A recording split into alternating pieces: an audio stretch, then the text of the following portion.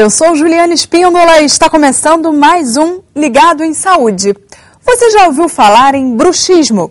Errou feio quem pensou em feitiçarias ou coisas do tipo. O bruxismo nada mais é do que o hábito de apertar e ranger os dentes. E é sobre este hábito que vamos falar no programa de hoje.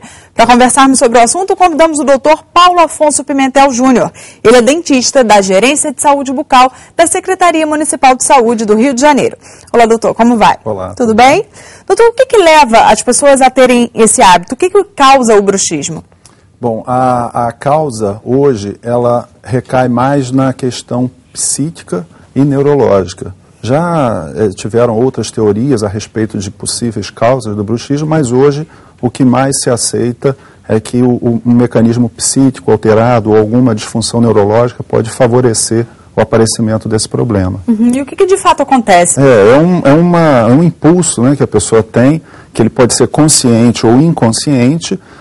Durante o sono, é lógico que ele é inconsciente, e ela tem um impulso a apertar ou ranger os dentes. Né? A gente tem o bruxismo de apertamento, em que há só a pressão, e o bruxismo de rangimento. No caso do bruxismo de rangimento, vão aparecer ruídos, barulhos que podem acordar a própria pessoa ou até acordar parentes que durmam em quartos afastados. É um barulho muito intenso. E o senhor falou em causas psicológicas. Geralmente são pessoas que vivem estressadas ou não necessariamente? Não necessariamente. Algumas pessoas têm uma propensão a desenvolver o bruxismo e há alterações psíquicas que podem ser poucas ou às vezes nenhuma.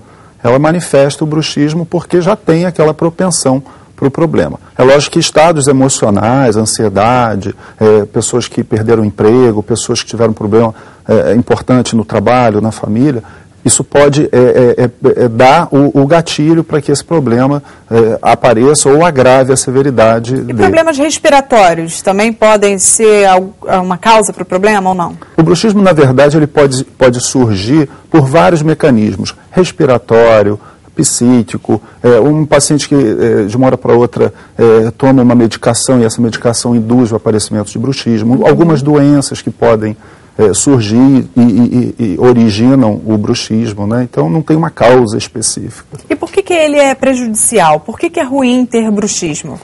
O bruxismo é muito prejudicial porque a consequência do apertamento e do rangimento vai recair sobre os dentes, o tecido duro do esmalte dentário, as restaurações que recobrem os dentes, a área em volta do dente, né, o periodonto, o osso, a gengiva, e os músculos mastigadores e a articulação temporomandibular que vão ser sobrecarregados por essa função excessiva. E o que isso pode acabar causando?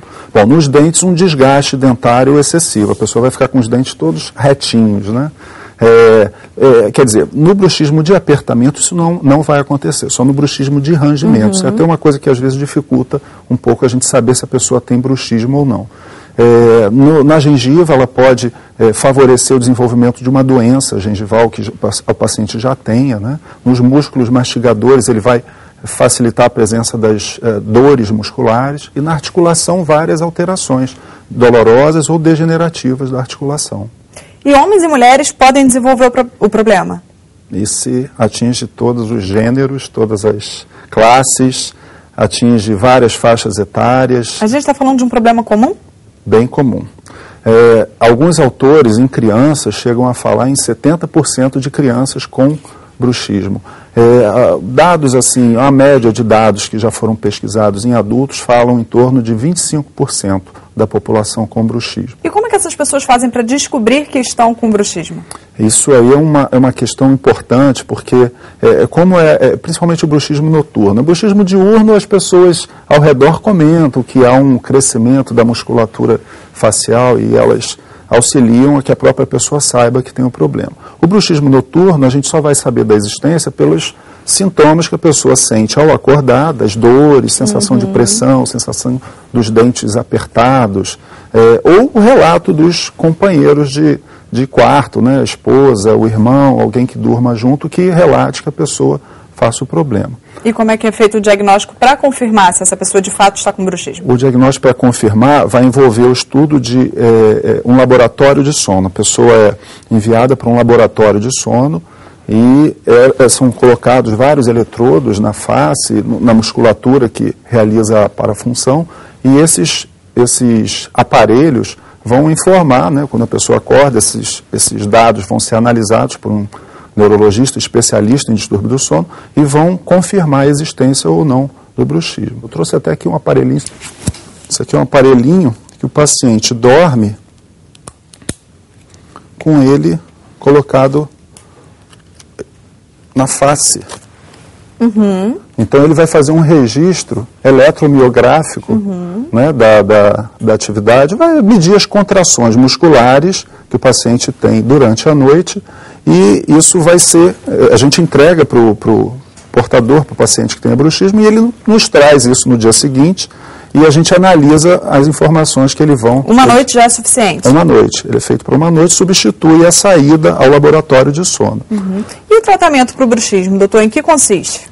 Bom, o tratamento ele vai ser multidisciplinar, porque como a causa do bruxismo não é só da área de atuação do cirurgião dentista, a gente vai ter que ter a participação de profissionais que integrem esse conhecimento psiconeurológico, principalmente. Quem então, são esses profissionais? O neurologista, o psicólogo, né, um psiquiatra, e a gente tem que tentar identificar no paciente possíveis fatores que possam estar gerando. Né? Às vezes um medicamento que um clínico geral, um cardiologista, um outro profissional que não neuro ou psiquiatra, eles prescreveram uma medicação e esse paciente passou a desenvolver o bruxismo em função dessa medicação. A gente tem que sugerir a troca ou a experimentação, se a retirada vai melhorar o sintoma, né?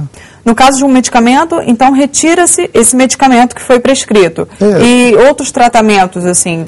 Outros tratamentos envolvem a atuação do dentista, principalmente do dentista, porque a área de manifestação do bruxismo vai ser a região bucofacial. Então vai sobrar, no final das contas, para o dentista atuar. E a gente tem os aparelhos oclusais, as placas oclusais estabilizadoras, que elas atuam em vários aspectos do bruxismo. Elas diminuem o desgaste dentário, então elas preservam a estrutura dentária, elas proporcionam um relaxamento muscular, uma estabilização articular. Mas não tem nada que possa ser feito para esse bruxismo cessar de vez? Em alguns pacientes, esse bruxismo ele diminui ou cessa. Mas esse bruxismo ele pode cessar e depois voltar? Pode, ele é oscilante. No mesmo mês, o paciente faz vários níveis de bruxismo. Às vezes ele faz um apertamento que a gente poderia considerar fisiológico durante 10 dias e nos outros 20 dias ele faria o apertamento que a gente já consideraria patológico, que seria o bruxismo propriamente dito. Agora, não existe nenhum medicamento que faça então esse bruxismo cessar de vez? O medicamento ele pode atuar em algumas das situações que favorecem o bruxismo. Por exemplo, se o paciente está muito ansioso por uma questão de alguma experiência negativa que ele tenha vivido, e essa ansiedade está favorecendo o bruxismo. Nesse caso, a prescrição de um miorrelaxante ou então a atuação do psicólogo pode diminuir a ansiedade e diminuir o bruxismo. Não existe uma medicação específica para o bruxismo. O que existe é um controle, na verdade. O que existe é um controle. Tá certo, doutor. Foi muito bem explicado. Eu agradeço a sua participação. Muito obrigada. Nada, obrigado. O Ligado em Saúde fica por aqui, mas não esqueça, é você quem escolhe os temas do nosso programa. Então não perde tempo, escreva, ligue pra gente. Você pode fazer perguntas, dar sugestões de assuntos, anote o nosso endereço. Avenida Brasil 4365, Manguinhos, Rio de Janeiro. O CEP é 21040360. Nosso telefone é o 0800 701 8122 e o e-mail ligado@canalsaude.fiocruz.br. Eu espero você no próximo programa para a gente ficar ligado em saúde. Até lá!